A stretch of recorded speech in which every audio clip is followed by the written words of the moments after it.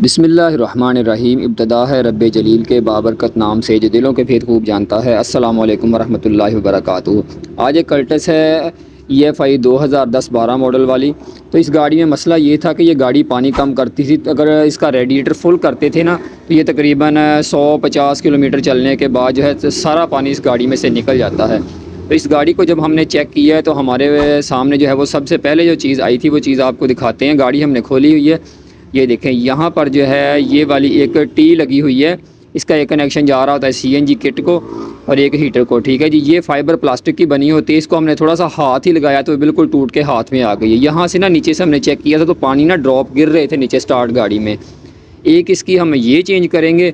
दूसरा जो है वो यहाँ पर जो है ना ये भी हमने चेक किया है, थोड़ा सा रस्ट है, जंग है यहाँ पर, लेकिन यहाँ से लीकेज नहीं हो रही थी। ठीक है, फिर भी इसको मज़ीद जब पाइप उतरेगा तो नीचे से देख लेंगे कि ये पाइप ज़्यादा गला हुआ तो नहीं है या ख़राब तो नहीं है। दूसरा जो है वो हमने इस गाड़ी का रेडिएटर खोला है। रेडिएटर की कंडीशन इतनी ख़राब है, आपको तसल्ली से एक दफ़ा दिखाते हैं फिर बताते हैं। ठीक है, एक दफ़ा पहले रेडिएटर देख लें। ये जो है इसकी नीचे वाली टैंकी है, रेडिएटर उल्टा पड़ा हुआ था। ठीक है, यहाँ पर ये क्रैक आया हुआ, यहाँ पर दरार आ गई है। तो रेडिएटर एक दफ़ा आपको सीधा करके ना दूसरी साइड से दिखाता हूँ। ठीक है जी, ये देखिए एक वो दरार। दूसरा जो है यहाँ से टैंकी का जोड़ ये लीक हो गया है, दो ये जगह हो गई। उसके बाद जो है इसको घुमा के दिखाते हैं, ये वाली साइड जो है यहाँ से। ठीक है जी, इस साइड पे आ जाएं तो ये नाली लीक हो गई है। दूसरा जो है ये जो नीचे वाला होता है ना इसका गाटा, ये जो पाइप जिसके ऊपर चढ़ता है रेडिएटर का, ठीक है जी, लोअर टैंक का हॉज पाइप है, यहाँ से ये जोड़ इसका ये भी लीक हो गया है। इसकी वजह आपको बताता हूँ। ठीक है जी, और ये तीसरी चौथी जगह जो है ये ऊपर वाला जोड़ भी इसकी टैंकी का लीक है। बाकी ये जो आपको ऊपर ब्रैकेट लगे हुए नज़र आ रहे थे 10 के, यहाँ पे बोर्ड लगते हैं, वो भी जोड़ उसके लीक हो गए हैं। अंदर से इसकी नालियाँ वगैरह बिल्कुल साफ़ हैं, यहाँ से चोकिंग का कोई मसला नहीं है। मज़ीद जब टैंकियाँ खुलेंगी तो इसके सर्विस भी करवा देंगे। इन्हीं चीज़ों के अलावा हम तसल्ली करेंगे कि इसका जो होता है रेडिएटर कैप, उसको अंदर से तसल्ली से देख लिया है, उसके रबड़ वगैरह प्रॉपर निशान उसके ठीक हैं, बैठते हैं, मतलब कि रेडिएटर ढक्कन ठीक है। वैसे भी बता रहे थे भाई कि उन्होंने नया लगाया है। तो उसके बाद जो है ये चीज़ें छोटी मोटी होती हैं, इनकी तसल्ली कर लिया कि ना थ्रोटल के दोनों पाइप हैं, ये भी बिल्कुल ठीक है, यहाँ पे कोई सीपेज नहीं है। उसके बाद ये एक हेड को पाइप जा रहा होता है, ये भी ठीक है बिल्कुल। एक वाटर पंप के पीछे वाली साइड पे जो उसका लोहे का पाइप जा रहा होता है वो भी चेक किया है, वहाँ से भी जोड़ ठीक है। ठीक है, तो ये हमने रेडिएटर के ना टैंकियाँ जो हैं वो दोनों तब्दील करवा दी हैं। ये काबली टैंकियाँ लेके हमने लगवाई हैं, यूज़ मिल जाती हैं, क्योंकि जो रेडिएटर फटे होते हैं ना सेंटर में से, उनकी टैंकियाँ फिर वो उतार के रख लेते हैं। तो ये देखें, ये इसकी पुरानी टैंकियाँ जो लीक आपको पहले दिखाई थी।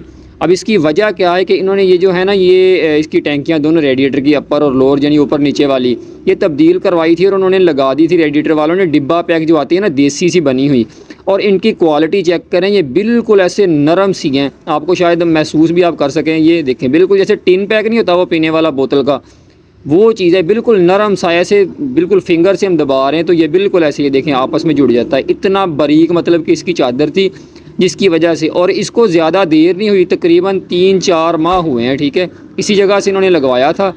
तो हमने उन्हें यही मशवरा दिया है कि भाई इसके टैंक जो हैं वो चेंज करवा लें। उन्होंने काबली टैंक लेके लगवाए हैं, वो इससे तकरीबन डबल से भी ज़्यादा भारी थे। तो ये वाला जो हमने पाइप इसको नया ला के लगा दिया डायरेक्ट, क्योंकि वो CNG किट नहीं चल रही थी। ठीक है, तो इसलिए डायरेक्ट पाइप लगा दिया हीटर को। वो सेंटर से टी उसकी प्लास्टिक की निकाल ही दी है। यहाँ से जो है वो निज़ाम बिल्कुल ठीक हो गया है, पानी की लीकेज वगैरह कोई नहीं। गाड़ी फिट कर दी है, पानी डाला हुआ है गाड़ी में। उसके बाद जो है बाकी भी इसके जोड़ वगैरह सारे पाइप जो है लगाए, उनकी भी तसल्ली कर लेते हैं। ठीक है जी, अपर पाइप लगा दिया इसका ऊपर वाला, और इस गाड़ी को हमने ना स्टार्ट किया हुआ ताकि थोड़ी सी गर्म हो जाए। नीचे वाले जो हमने क्लैंप 2 इसलिए लगाए हैं कि ये पाइप जो था ना ये वाला ये पुराना था और इसका आगे से ना थोड़ा सा मुँह फूला हुआ था। 2 इसलिए लगा दें कि यहाँ से जो है वो लीकेज के चांसेस कोई ना हो। तो लीकेज अल्हम्दुलिल्लाह कोई नहीं है, गाड़ी बिल्कुल ठीक हो गई है। पानी जब भी क्योंकि काम करवाएं ना, ख़ास तौर पे क्योंकि इस गाड़ी का फ़ैन ऑटोमेटिक है और थर्मोस्टेट भी इस गाड़ी के अंदर है, मतलब कि पूरी फिट गाड़ी है। ठीक है, तो जब भी काम करवाएं इस तरह से रेडिएटर का, तो पानी 1-2 दफ़ा फ़ैन चलवा के मैकेनिक से पूरा करवा लिया करें। बाकी जो है वो आप घर पे जब गाड़ी ठंडी होती है ना सुबह के वक्त, तो आप रेडिएटर का काम करवाने के बाद 2-3 दिन लगातार पानी गाड़ी का चेक किया करें, क्योंकि थोड़ी बहुत जो अंदर हवा रह जाती है ना कूलिंग सिस्टम में, उसकी वजह से थोड़ा थोड़ा पानी ऐड होता है रेडिएटर का काम करवाने के बाद। तो ये कोई परेशानी की बात नहीं होती। तो उम्मीद है आज की वीडियो आपको पसंद आई होगी। नेक्स्ट वीडियो तक के लिए इजाज़त दीजिए। अल्लाह हाफिज़।